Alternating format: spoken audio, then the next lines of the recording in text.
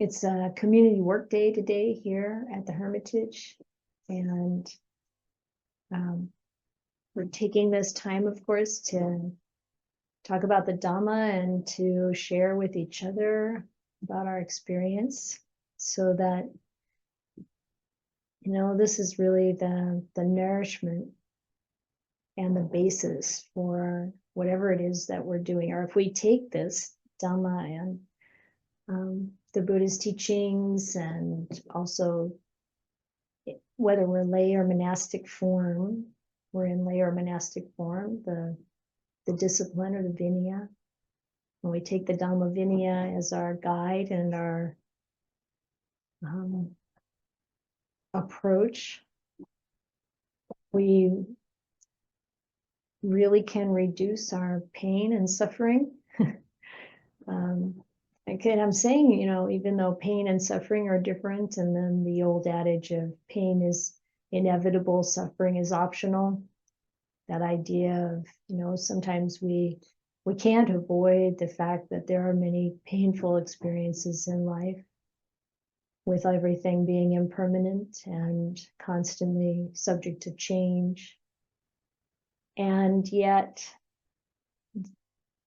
we can train ourselves to reflect, to think in a certain way, to observe from the position of Dhamma or mindfulness or knowing, that kind of knowing that comes intuitively, not something we think of, not something we create in the mind, but something we tune into, I guess I would say.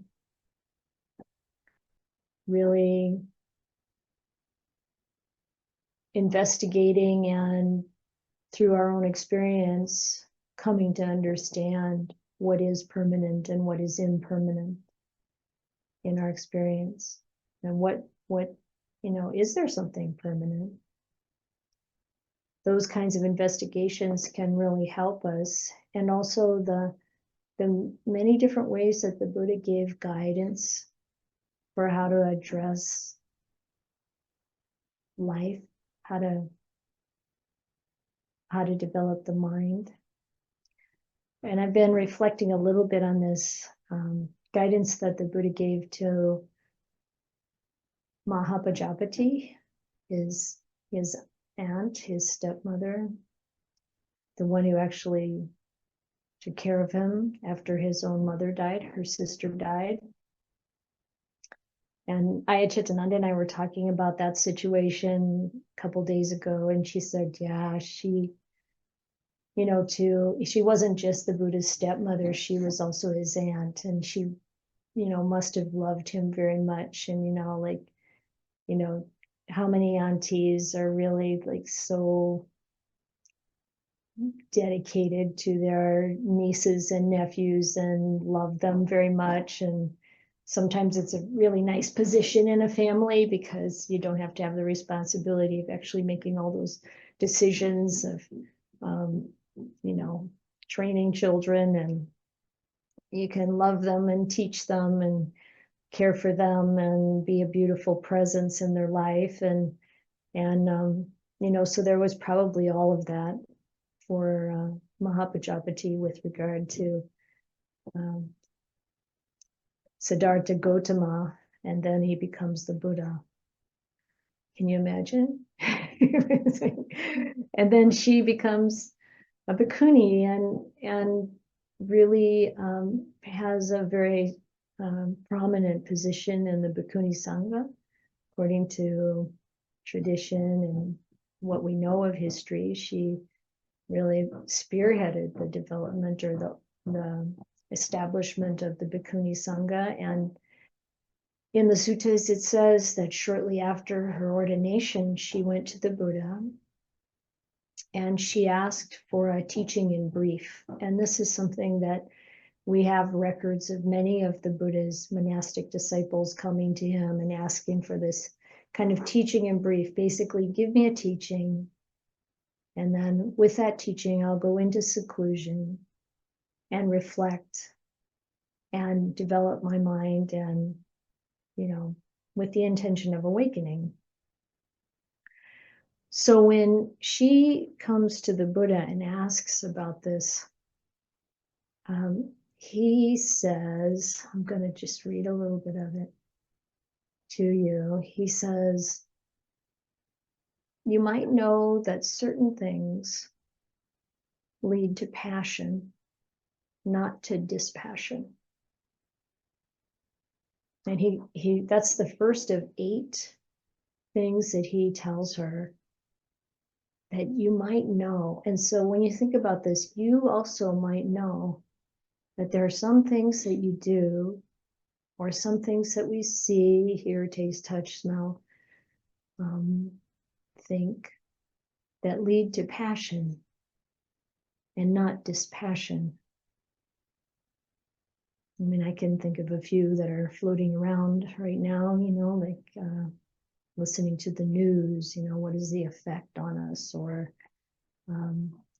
certain kinds of conversations with people, or, like we have the ability to recognize when things lead to passion, and of course also, how do we relate to passion and dispassion? Do we think of dispassion as a good thing? Is passion a good thing? But he's in this list. He first starts by saying, you know that there are some things, what leads to passion, what leads to dispassion. And then the second pair that he talks about is there are some things that lead to attachment, or sometimes the translation there is bondage, rather than detachment, or the word there could be translated as release or even liberation. So what things lead to bondage or being fettered or attached, and which ones lead to detachment. And in the third pair, he says, what leads to accumulation and not to dispersing or discarding or decreasing. So, it's like, what causes us to accumulate? It's really easy to accumulate things in this culture, in any of the Western sort of more affluent societies. And sometimes very challenging to decrease. And we see that in the material level, but then there's also the emotional, psychological levels. Accumulating, even, this kind of acquiring is a way that the Buddha talks about acquiring the khandhas in rebirth. You acquire your sense faculties, you acquire these things that we cling to. And he's saying to her, what things lead to accumulation and what things lead to discarding and letting go. And then the fourth one is what leads to more desires and what leads to fewer desires. What conditions cause us to want more, and what conditions cause us to want less. And the fifth one is what causes discontent or dissatisfaction, and what leads to contentment. And the sixth one is what leads to socializing or being in company, and what leads to seclusion or solitude. And the seventh one is what leads to idleness or laziness, and what leads to energy, making an effort. And the eighth one is,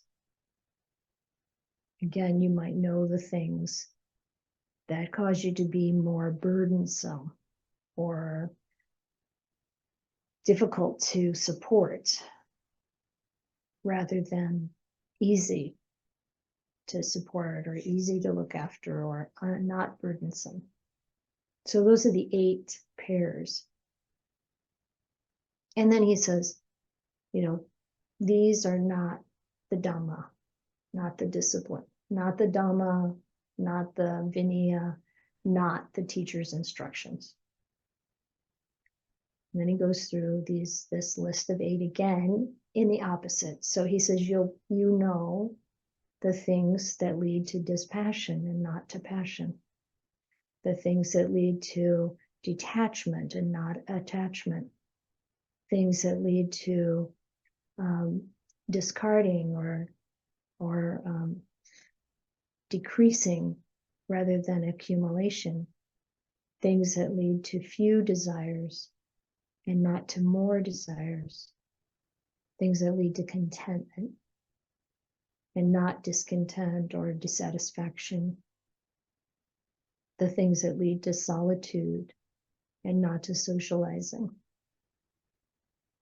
The things that lead to having energy and making an effort rather than idleness or laziness.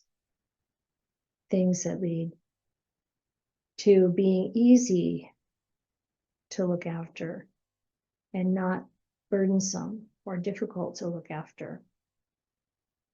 And he says, this is the Dhamma, this is the Vinaya, this is the teacher's instructions. And that was her teaching in brief. And then she went off to practice. And it says in not a long time, she became an arahant. So that's pretty exciting, encouraging. And it, it's like, okay, how can we use this, information, this teaching of the Buddha ourselves? This was preserved and passed down one generation to the next for 2,600 years in order for us to be able to know about it. How cool is that?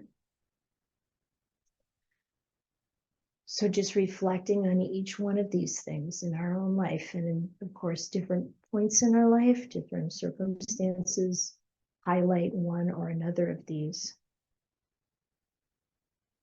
And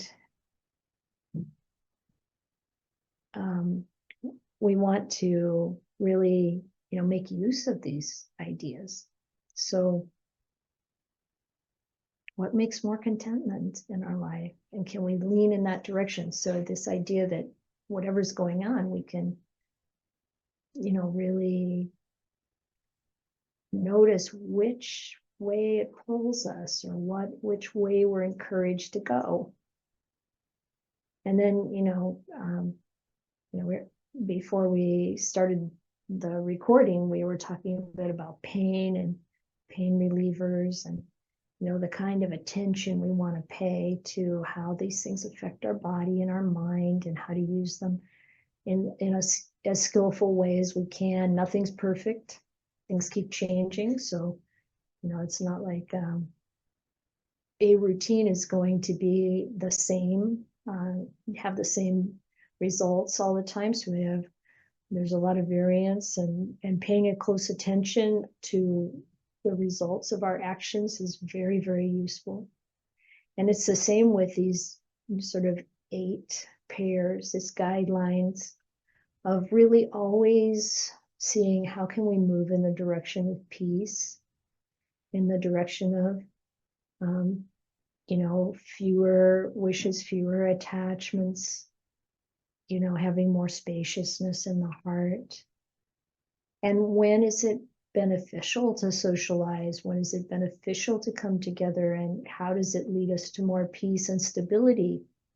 And when is it important to step away and take time to ourselves and spend time in solitude and deepen our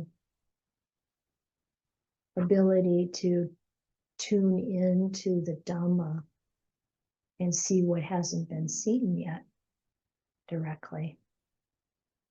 These are very valuable questions to pose. We don't have to answer them. The answers can come, kind of organically or, sort of intuitively to understand, but it's our awareness and our, solid, very sincere intention to stay aware or repeatedly come back to being present and aware. And looking at life in this way, so many of these are counter to what we're taught by the world. Yeah, be passionate. I remember a job interview once where I can't remember. I think I was part of a team that was evaluating people who are applying for work, and trying to decide who to make an offer to and this kind of thing. And I remember one of the managers saying something like, really wanting to see the fire in the belly of these prospective employees. And, like if you really follow the Dhamma, it's like, having fire in the belly is not considered very peaceful and happy. It's like, maybe there's a way, certainly being energetic and dedicated to doing what's good and being diligent. Those are good things. And maybe there's a different way to think about it. But our culture, encourages this kind of passion, even though passion can easily flare out of control or really be a source of dukkha. And why does the Buddha want to discourage dispassion? And he's talking about viraga. It's one of the phases or steps or qualities that arises on the path as we develop in the whole kind of sequence of the development of wisdom and seeing the truth of the way things are. It's like the fading away of our attachments and our cravings and our clinging. So what's a good thing, actually, in terms of being free from suffering, is often directly opposed to what we're conditioned and encouraged to develop or cultivate in the world, going against the stream. And so first, to see for ourselves the importance of inclining towards nibbana, inclining towards the cooling and the letting go, and how it's not what the world thinks it is. It's not about being indifferent or not caring or being dull or out of it. It's about really, really understanding, really caring, really loving, with a kind of selflessness that makes that love boundless, that makes that caring boundless. And when that happens, there's so much more that is available to the other living beings that we touch. There's so much more that we can share.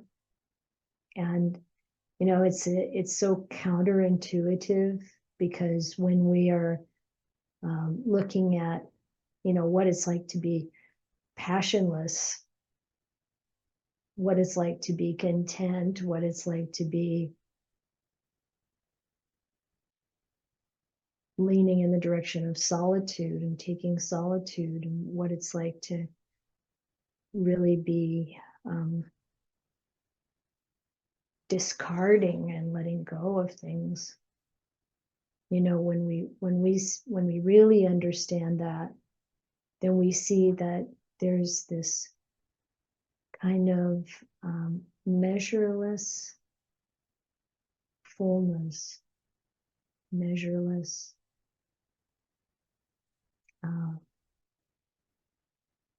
stability, support,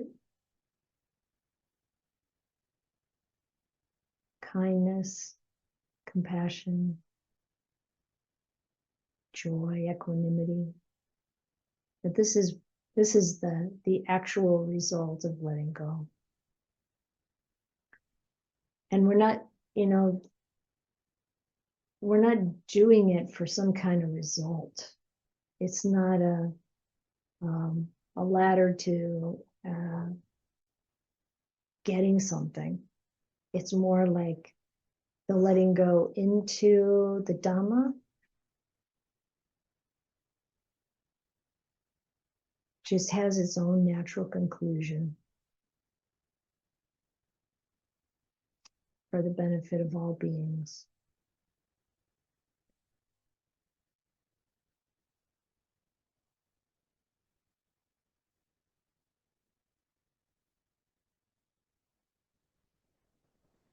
I think I'm going to stop there in terms of the comments about this for myself and see if anyone has anything they'd like to share, add, or ask.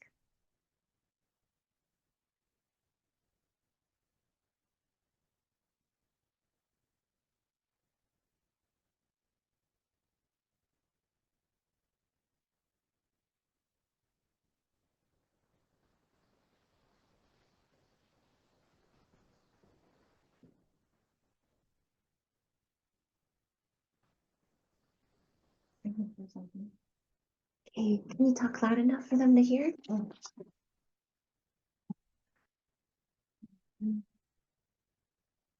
Just thinking about letting go of stuff.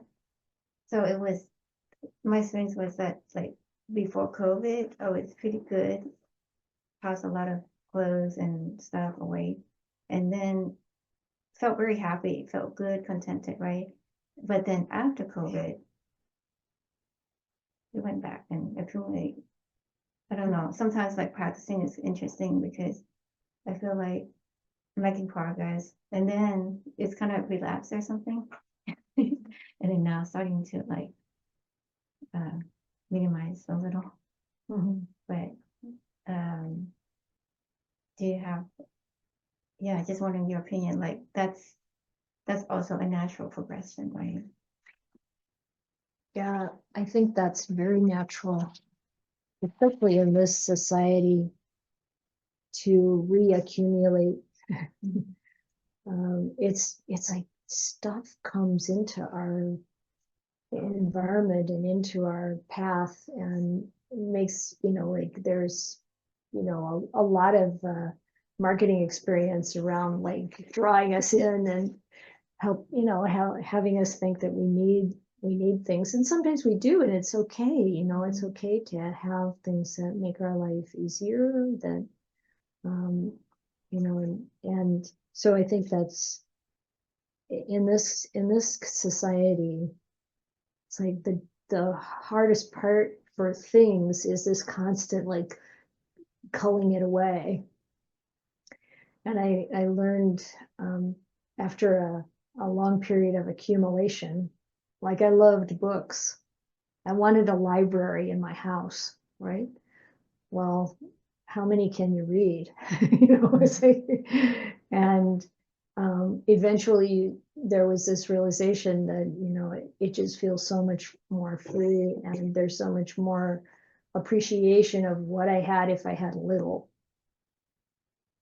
And that everything that I couldn't really take care of or didn't use, someone else should be using, not me, because I wasn't, so those kinds of thoughts.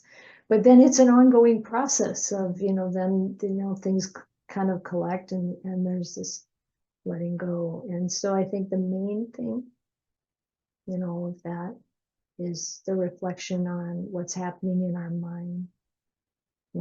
Do I see the value of letting go? Do I see the value of sharing, thinking, okay, I have this thing, it still has some value, it's some life in it. Someone could be using it instead of it just sitting here in my cupboard or my closet. Even those shoes that you don't wear anymore, or the clothes you don't use anymore, that can be useful to someone. And, just reflecting in that way and, kind of, letting go again. And I think the fact that it kind of comes in cycles is totally natural. One of the things we waste a lot of time on is kind of beating ourselves up.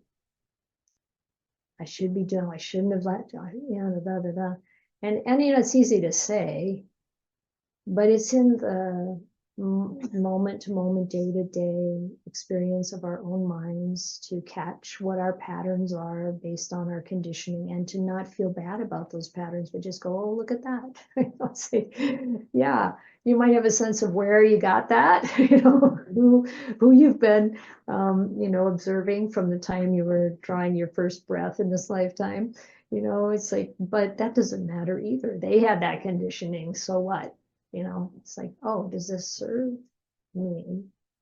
Does this take me in the direction of dispassion, detachment, discarding, having fewer desires, et cetera, et cetera? And it's like, oh, okay, so I can change this. I can rewire this brain. Yeah, thank you. Joyce?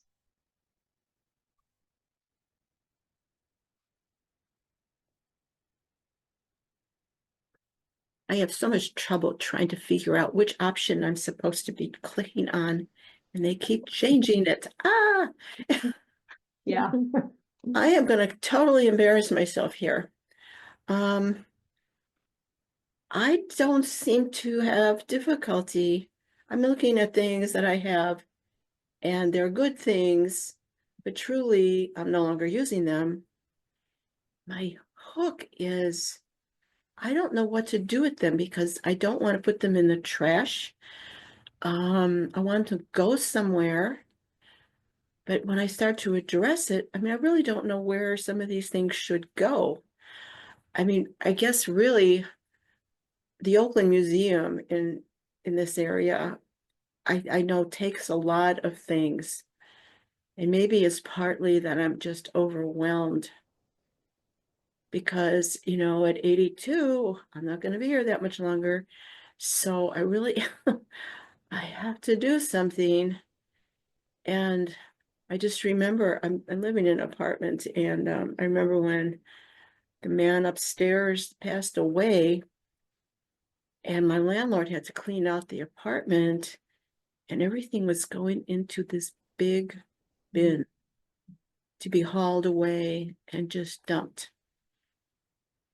And these things that were being dumped were valuable. I grabbed up all of his clothes, his shirts and his pants and his ties and his belts, and I took them down to Goodwill where they were really greatly received, but I couldn't do everything. So I've got some kind of a hook that is really stopping me. If you have any insights into what that could be or how I could address it, hopefully I'm not the only person in the room right now who has this issue, and this could be helpful to others as well.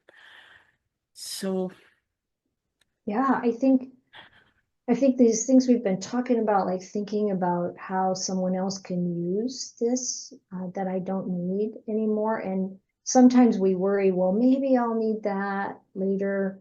But if we haven't used it in quite a while, you probably know. And like you said, you're going to die. I had the same or a similar, not the same, but a similar kind of experience when my father died suddenly. And he left behind so much stuff. He was a farmer, so there's all of the whole farming thing. My brother didn't want to continue on with the farm, so there's all this machinery and all of that, which of course you have.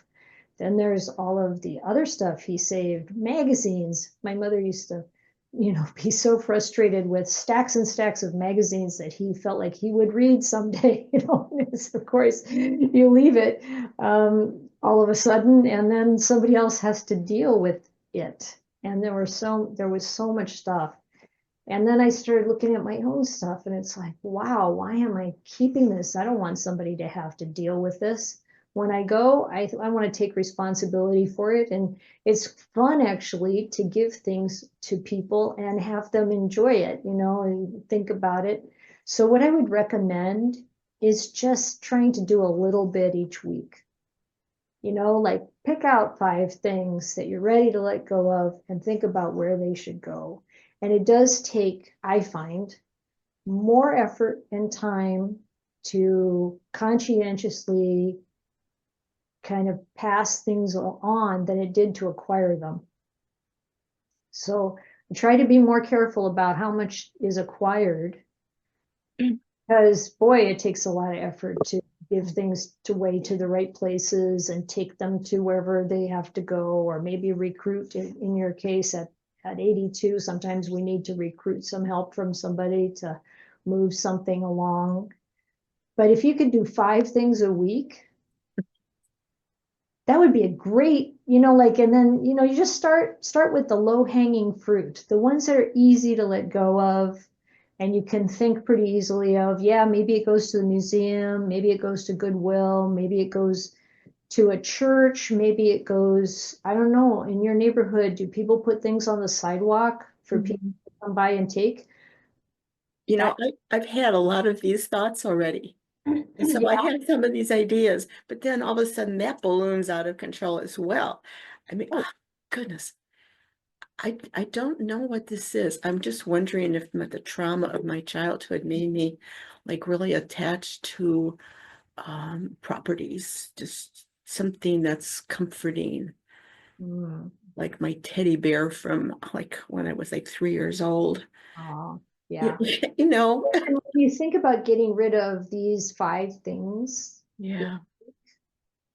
don't pick the teddy bear. You know, it's like, No, teddy bear, okay, so I'll just get rid of these other 5 things that aren't so important, and just try not to think about it too much, because it's really our thoughts that make us miserable, you know.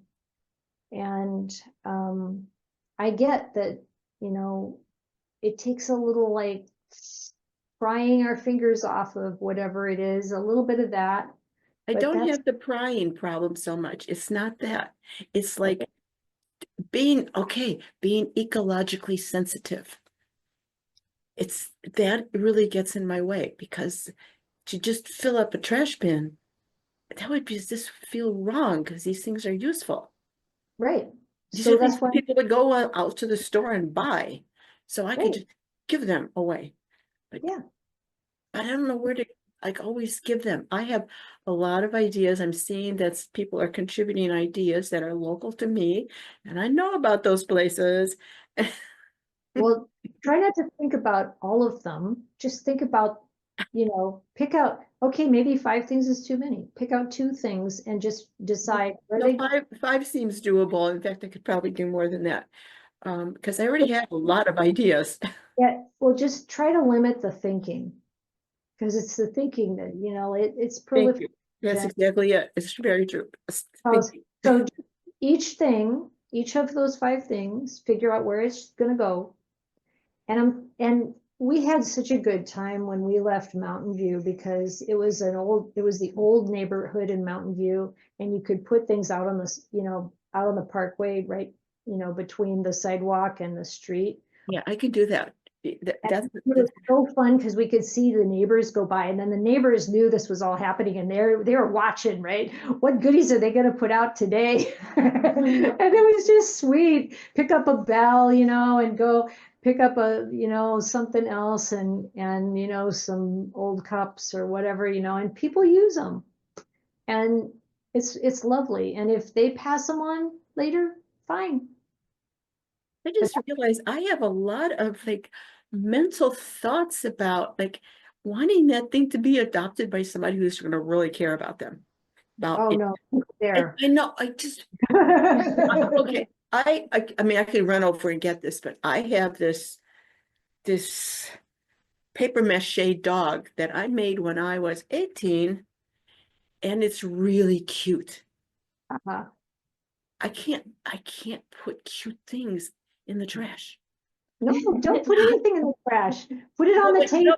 But Put it outside on the yeah, and then I'm thinking, sidewalk and let somebody take it away.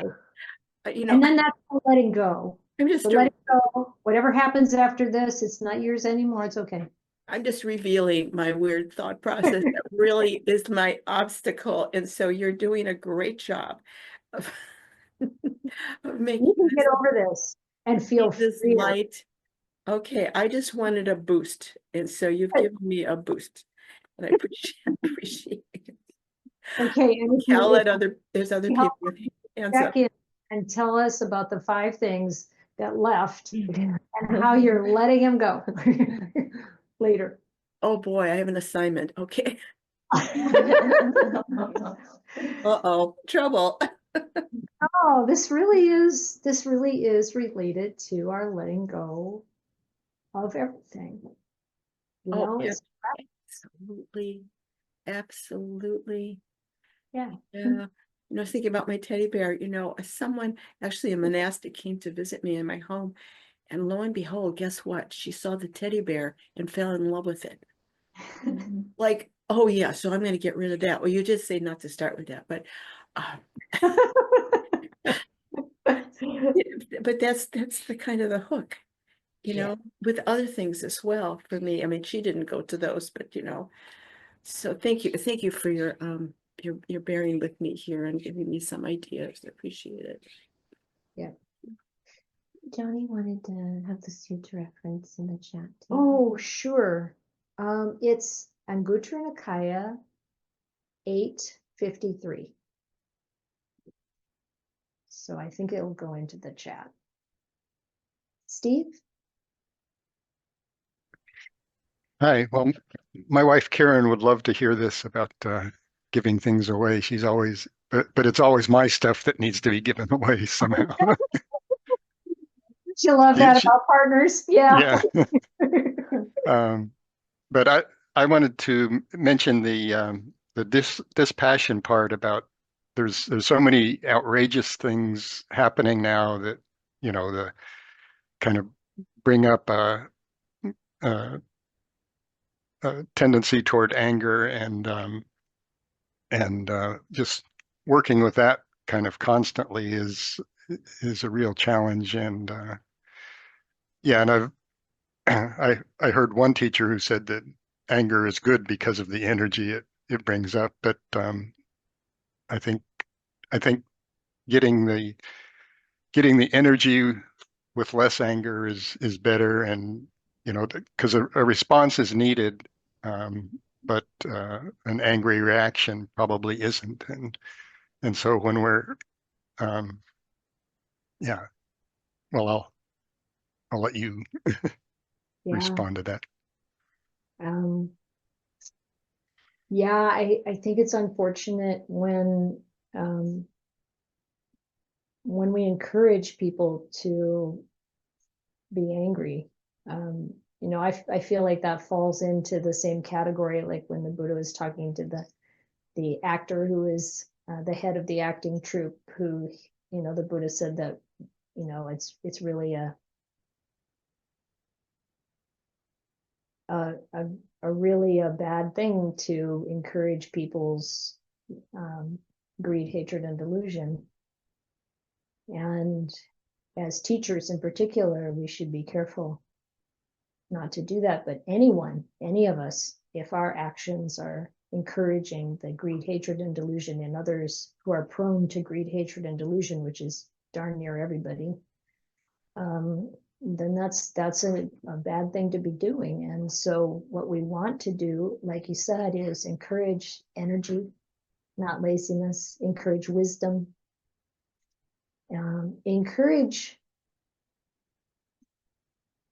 not seeing things so black and white, because there's a point in the other view that people have, or the experience they're having, that you feel like they're on the other side. But there's something there that's valid. And we oftentimes want to reject that. We're right and they're wrong, and that's it. And we have the right to be angry, and we have the right to, et cetera, et cetera. And it's like, that's not the Dhamma. The Dhamma is, okay, we want to be honest and truthful, and call out when there's lying and deceit And harm. and harm, and we want to be kind, protective, but also wise. There really are problems that need to be addressed that haven't been addressed. Mhm. And there are people who are speaking out in positions of authority who are saying good things, and they're saying them in a good way, not with anger and hatred, but with strength and Mhm. and wisdom, thoughtfulness. And those are the people to support, and ourselves to work with whatever feelings come up without trying to reject them or suppress them, but not act on those which are, not encouraging being circumspect and thoughtful and wise. Because when we're angry, we're not at our best in terms of our wisdom and compassion, and we need to bring both of those in balance. Being Buddhist is not like being a pushover or a doormat or constantly kind. I was talking to someone recently who said, I would like to always come from the heart. And, we got to talk about, well, what does that mean? It doesn't mean it's all metta and roses. There's a lot of hard choices that have to be made in life. And we can't do everything. So we have to be, wise in our decisions, and the kind of speaking out, we need to look at what actually has a positive impact, not put a lot of energy in something that's just noise, not put a lot of energy into listening to every little thing that's happening, because there's so much of it and it's so chaotic. What effect does it have on the mind? What do I really need to know in order to make the effort that I can make and have the impact that's possible to have in a positive direction? And this requires wisdom, thoughtfulness, and there are things happening that are beneficial and going in a good direction. And then it's also important to reflect on the fact that so much of this, almost every part of it, is out of our control, and that these cycles occur in the world, in societies, in countries, it's like there are hard times and there are easier times, but there's still dukkha all the time in samsara. And it's, we can try to push the needle into the positive direction, but it's not gonna solve all the problems ever. So not to be too idealistic and not to be self-righteous, but to be clear and kind and do things that are helpful where we can. And follow the Dhamma always, just really taking care first and foremost of our own mind so that we can act in ways that are really responsible and effective, and not get hung up on it having to be too effective, because that's another gotcha. Do something wholesome. And yeah, and it's good to talk about it with each other so that we can help each other see our own, where our blind spots are, and really not take things personally, and not fuel these unwholesome feelings and thoughts. Yeah, that's a hard one, because some of these things I feel like people should know about them, so I'm sharing them, but they're kind of outrageous enough that it probably is going to rile up um, some anger if people aren't really paying it really in tune to this idea um, of watching anger. So let's take an example. Mhm. So Yeah. what's one example that you think would rile people out? And then, Well, I just saw an email about uh, a, a journalist, female journalist in Gaza that was targeted, and she and 9 members of her family were killed in an attack. yeah, And and I feel like that this has gone on for so long that a lot of we're kind of getting numb to it, and so if it's not brought to the surface again, Mhm. it's people are going to lose fact of how outrageous it is. Yeah. So Yeah. Okay. So just as an example, when we talk about this, yes, it's horrible. There's a movie about her being yeah. shot. Okay. So yes, it's horrible. Yes, it's important to know what's happening, and it's important to take that into the heart in a way with kindness, with compassion, with the Mhm. balance of wisdom. And it's like you say, how can people do that if they don't have the training, if they don't have the perspective? But what can we do? What can we say when we pass that along to someone else to encourage that kind of thoughtfulness and Mhm. care?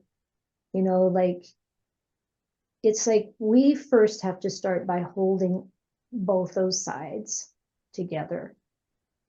The understanding of how horrible it is to be the killers, and how the karma that we make when we do those kinds of things, or we order those kinds of things to be done, is so much worse than the result for the people who are killed. Mhm. Just put it into perspective. Mhm. This is, we go through lifetime after lifetime after lifetime. We set up the causes and conditions that we're going to experience later. When we become aware of that, we change our tune. And of course, most people aren't aware of that. But that doesn't in any way, I feel, doesn't Mhm. disregard it, or like it's not like we just say, oh well, they're making their own bad karma and it'll get them in the end. It's Mhm. also like we need to do what we can to pull it the other direction, and make Mhm. things known is one thing, but then what can we do with that information? Mhm. Yeah, speaking out, writing to the people who have some ability to make changes. Tell them to reject the billionaires' money support for your political position and get on board with, doing the thing, Inspiring. etc. Mhm. You know, yeah. Yeah. Yeah. I feel it's important to feel the full weight of it myself, and then um, but then how I respond and how I share that information is the tricky part. Well, and really look at what it means to feel the full weight of it. Like, we don't want to, with our own feelings, like whatever happens in our own life, and we all have tragedy, if you want to call it tragedy. It's really normal life. Aging, sickness, and death is happening to everybody. Mhm. But when aging, sickness, and death touches us personally, what the Buddha recommended is really see it in a bigger context. He talks to the mother who's holding her dead baby, and he says, Mhm. this baby's name is Jiva, and what Jiva are you going to cry over? There are hundreds of Jivas in the Mhm. burial ground. Like the big picture is you've gone through this a million times. Mhm. So feeling the full weight of it isn't like going down into like some. I'm not saying that you're saying this, but we have to be aware of what it means to feel it and enough, but not get Mhm. really pulled it down into it. Yeah. And it's to see it the way it is, to see that this is the way samsara is, and to take action that is noble and beautiful and uplifting and bringing light to the world and exemplifying the moral virtue, the determination and commitment to not kill, the determination and commitment to care about people on both sides of a conflict, and to really see if we can, make that a reality as much as possible and encourage that. There's suffering always on all sides. And to be deluded enough that you want to wipe out another culture, another people, gosh, how Exactly. nuts can you be? How completely caught up and insane. Do what we can to take the power away from such people. You don't give maniacs, weapons, Yeah. etc.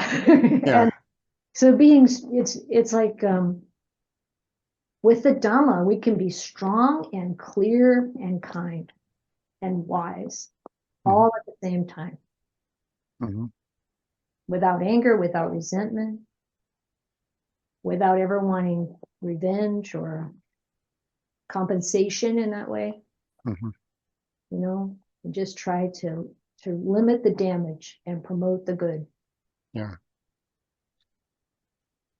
Okay. Yeah. I was mainly talking about the difficulty of all that. Yeah, There's a lot of. there's a lot of good practice in there. Yeah. Okay, sorry.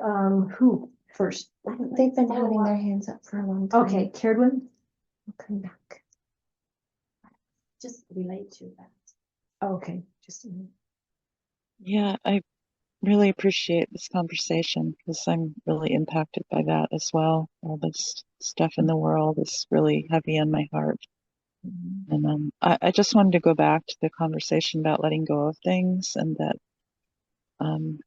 one of the most effective things for me in letting go is thinking about the generosity of it. Yeah. And really dwelling on the generosity. Like, I have a friend who volunteers in a homeless shelter.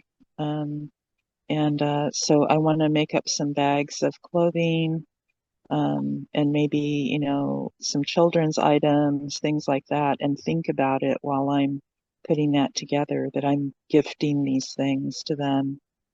And then the other thing is that I use this group called Buy Nothing that's on Facebook, and I post things, and then people get excited about it and they want to come and get it. And I like to look out the window because I'll put it out on the porch. I like to look out the window and see how happy they are carting the thing off. It's really fun. Yeah. So, yeah. So in the spirit of our, quest towards generosity, this quarter, I encourage that. And also I'm getting rid of almost everything that I have. And what I'm doing is I'm just pulling out the things that are like my favorites. And I pulled out my teddy bear. But now I'm thinking I might actually want to gift that to like a domestic violence shelter or something like that. Yeah. So I love my teddy bear, but I'm just thinking, I think a child would probably love it more than I do. So that's what I wanted to say. Thank you, Caredwin. And Mayra. Yeah, Mayra. I'll come back. That's fine. Thanks. I just want to say, Steve, that I'm really with you in terms of the importance of bringing awareness to what's happening, that it's really, really important.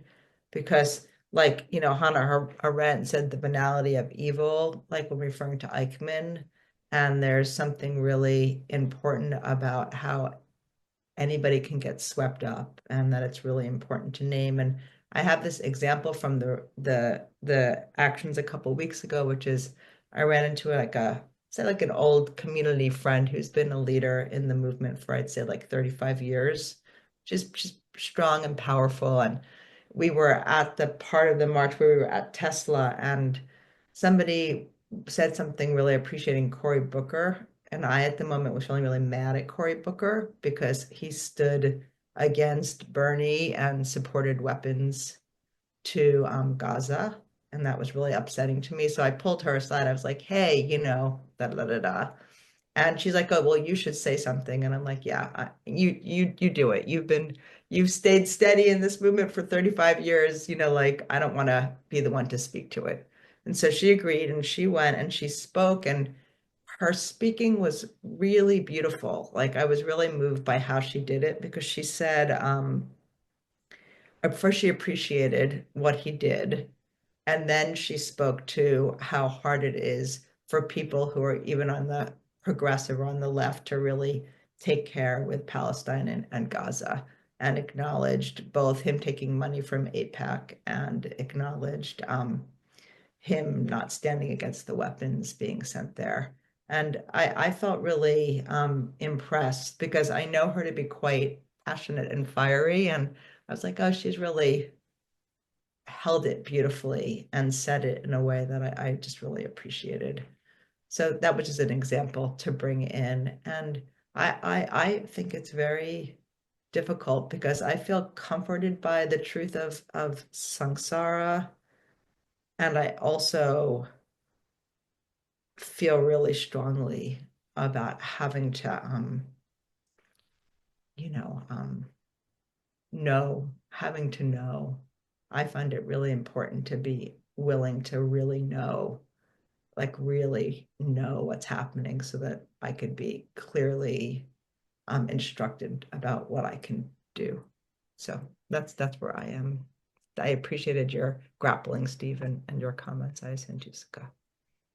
Yeah, thank you, Mayor. I want to really, I challenge myself, and I want to offer that challenge to everyone else, that as we work with these things that are happening in our world, we really look at this list I talked about, and how can I do this to move towards dispassion, detachment, discarding, having few desires, contentment, solitude, energy, and being easy to look after. And just those ideas of the Dhamma.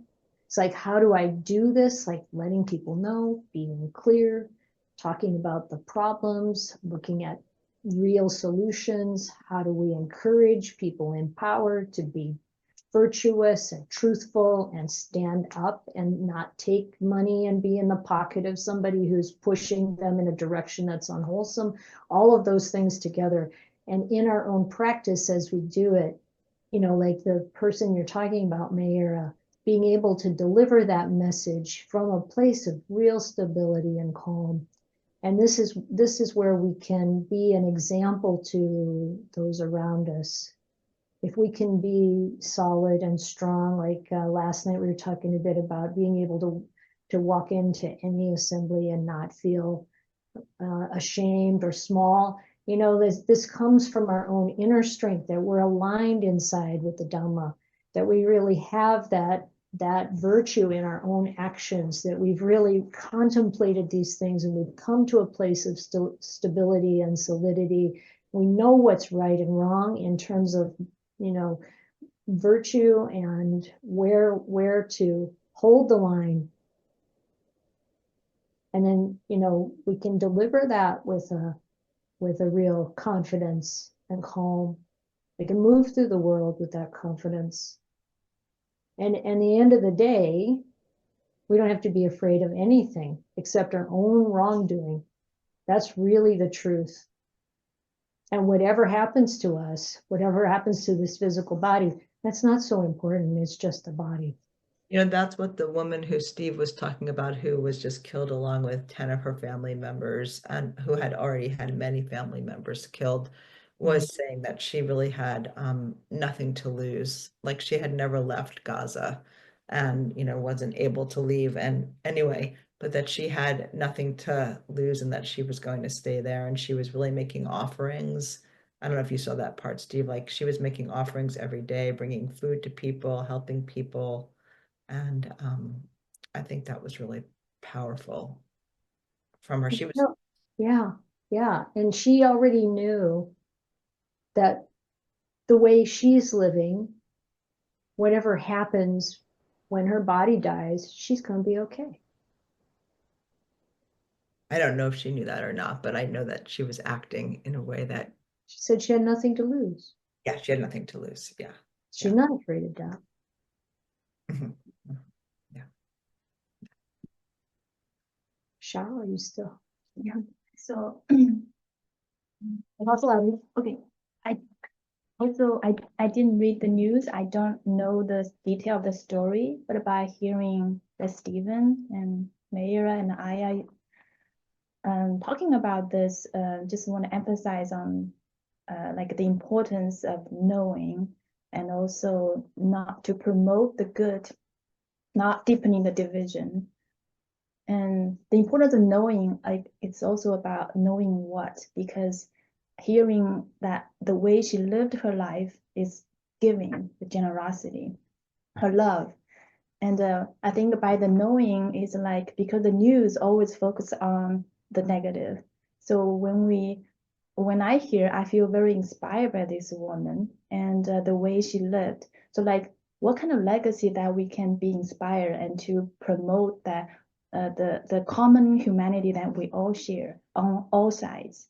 So if we really dig out the value this woman carries on, that she wanted to pass on, she probably will be happier to know that the tragic of her life, well, I don't know if it's tragic or not, but it's like her death bring out more goodness in humanity instead of her death, knowing that her death bring out more hatred and division. I think that the way to honor her is to honor her values, the values that she lived by when she was alive. yeah, thank you, Shao. Thank you, everyone. It's 10:41. Thank you for your patience. You know, it's okay if you have to leave, but I think it was valuable to keep that conversation going for a little bit. So in that case, I think we'll close for today. So thank you, everybody.